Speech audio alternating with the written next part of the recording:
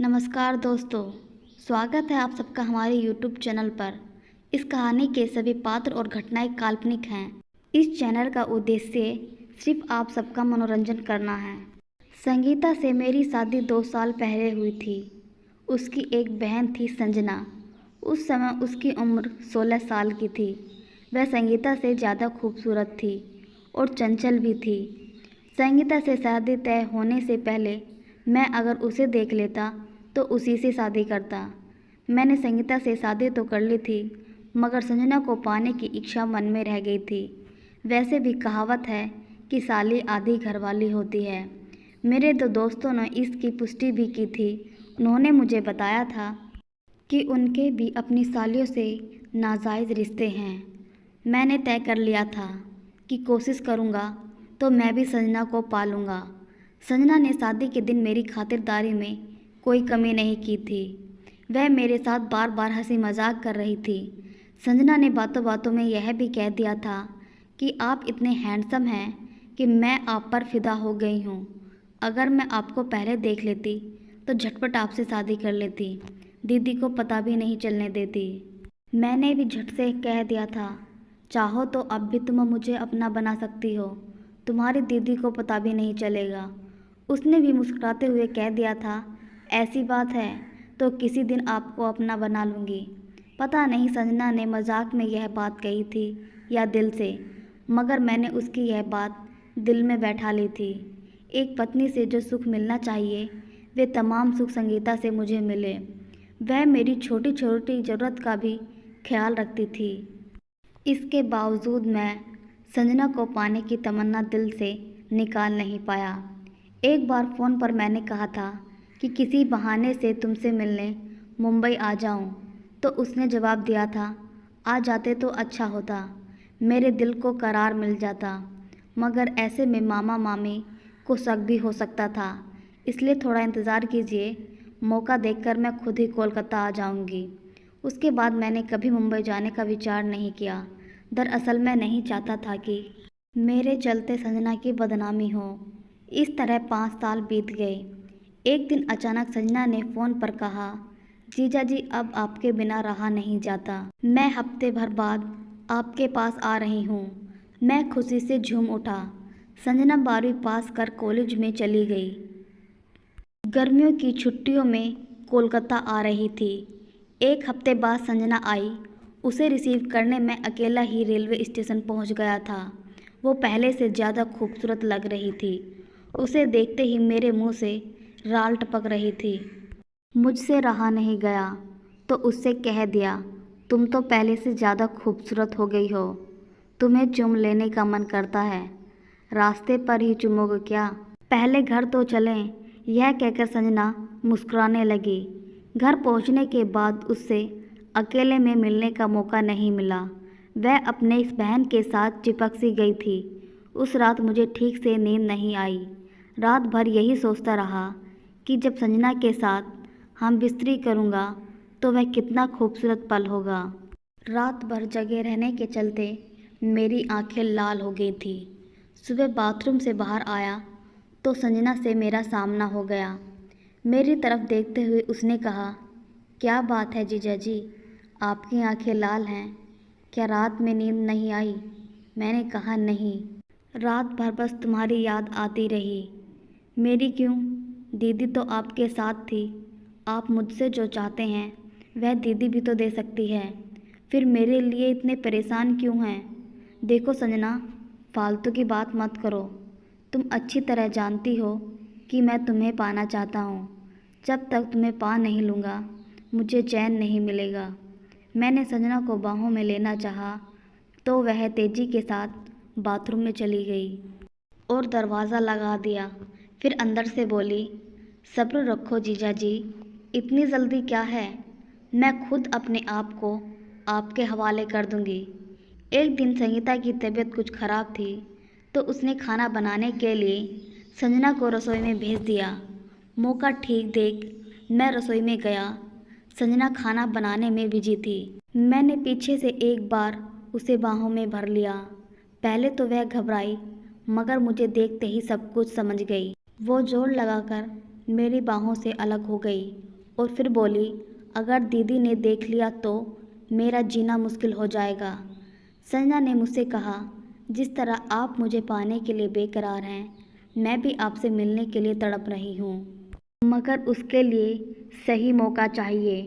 कुछ सोचते हुए संजना ने कहा, आप ऐसा कीजिए कि रात में जब दीदी गहरी नींद में सो जाए तो मेरे कमरे में आ जाइएगा। दीदी जल्दी से गहरी नींद में सो जाए, इसलिए उनके दूध में नींद की दवा मिला दूंगी। आप जाकर दुकान से नींद की दवा ले आइए। संजना की बात मुझे समझ आई। कुछ देर बाद नींद की दवा लाकर मैंने उसे दे दी। नींद की दवा लेकर संजना पहले मुस्कुराई और फिर बोली, आप सो मत जाइएगा, नहीं तो रात भर जल बिन मछली की तरह मैं तड़पती रह जाऊंगी। कैसी बात कर रही हो? मैं तुम्हें पाने के लिए खुद तड़प रहा हूँ, फिर सो कैसे जाऊंगा? तुम दरवाज़ा खोल कर रखना, मैं हर हाल में आऊँगा। रात का भोजन करने के बाद मैं अपने कमरे में जाकर बिस्तर पर लेट गया। संगीता 10 बजे के बाद बिस्तर पर आई और बोली, आज मुझे तंग मत कीजिएगा। न जाने क्यों नींद से मेरी आंखें बंद होती जा रही हैं। मैं समझ गया कि संजना ने नींद की दवा वाला दूध उसे पिला दिया है। कुछ देर बाद संगीता गहरी नींद में सो गई। थोड़ी देर बाद मैं बिस्तर से उठकर माँ के कमरे में गया कि वे सोई हैं या नहीं। माँ भी गहरी नींद में सो रही थी। जब मैं संजना के कमरे में गया उस समय रात के 11 बज गए थे और संजना मेरा इंतज़ार कर रही थी। संजना धीरे से बोली, आपने अच्छी तरह देख लिया ना कि दीदी गहरी नींद में सो गई है? हाँ, मैंने अच्छी तरह चेक कर लिया है, वह गहरी नींद में है। अचानक मुझे ख्याल आया। मैंने संजना से कहा, आज हम दोनों के बीच जो कुछ भी होगा उसे भूल कर भी किसी को मत बताना। संजना मुस्कुराकर कहने लगी, तुम बेवकूफ़ हो क्या? ऐसी बात कोई किसी को बताता है? अगर तुम्हारी दीदी को पता चल गया तो वह मुझे नहीं छोड़ेगी। संजना ने कहा, ऐसी बात है तो मुझसे हम बिस्तरी क्यों करना चाहते हैं? जाओ पत्नी के साथ ही करो यह सब।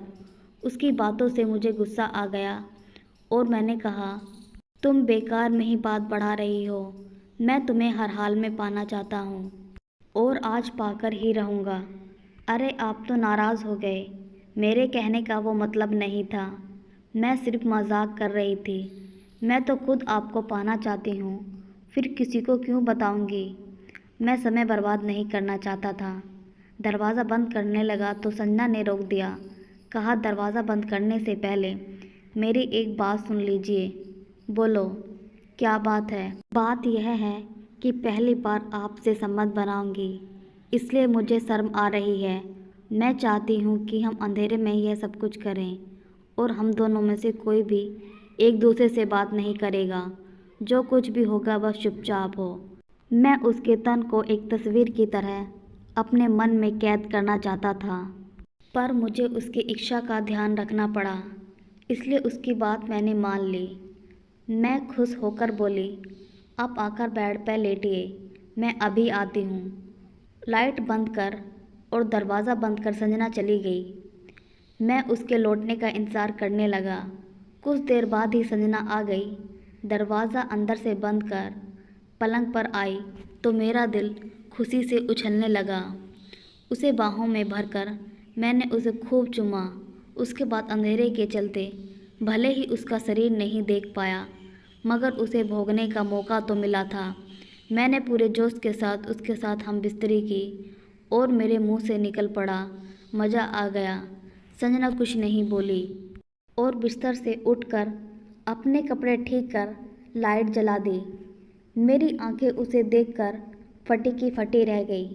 संजना समझकर अंधेरे में जिसके साथ मैंने हम बिस्तरी की थी वो संजना नहीं बल्कि संगीता थी। वह मुस्कुरा रही थी। उसकी मुस्कान देखकर मैं शर्म से पानी पानी हो गया।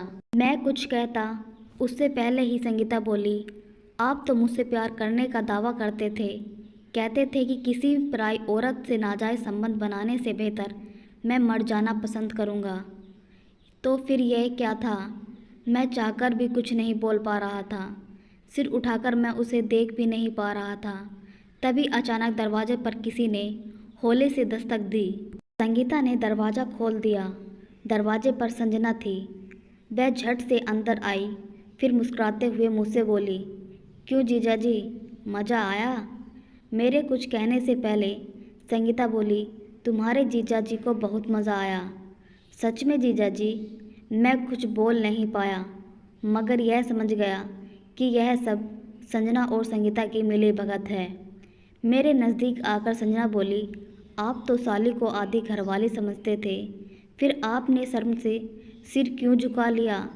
फिर वह मुझे समझाते हुए बोली, देखो जीजाजी, साली को आधी घरवाली समझकर उसके साथ नाजायज़ संबंध बनाने की सोच छोड़ दीजिए।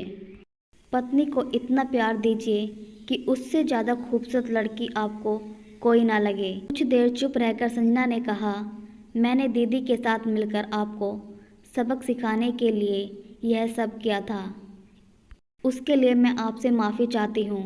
दरअसल बात यह थी कि जब मुझे एहसास हो गया था कि आप मेरा जिस्म पाना चाहते हैं, तो एक दिन मैंने आपका इरादा दीदी को बताया।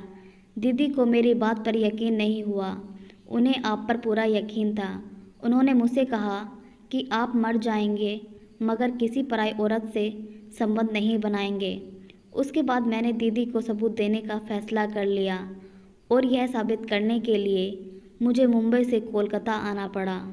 मैं सब कुछ समझ गया। गलती के लिए पत्नी और साली से माफ़ी मांगनी पड़ी। पत्नी का मैंने विश्वास तोड़ा था, इसलिए वह मुझे माफ़ नहीं करना चाहती थी, मगर संजना के समझाने पर माफ़ कर दिया। मुझे माफ़ी मिल गई तो संजना से पूछा, मैं यह नहीं समझ पाया कि कमरे में तुम्हारी दीदी कब और कैसे आई। मैंने दीदी को अपनी सारी योजना बता दी थी। उन्हें नींद की दवाई नहीं दी गई थी। जब आप दीदी को छोड़कर मेरे पास आए थे, उस समय भी जगी हुई थी दीदी। आपको कमरे में बैठाकर मैं बाथरूम के बहाने गई और दीदी को भेज दिया। अंधेरा होने के चलते आपको जरा भी शक नहीं हुआ कि साली है या घरवाली।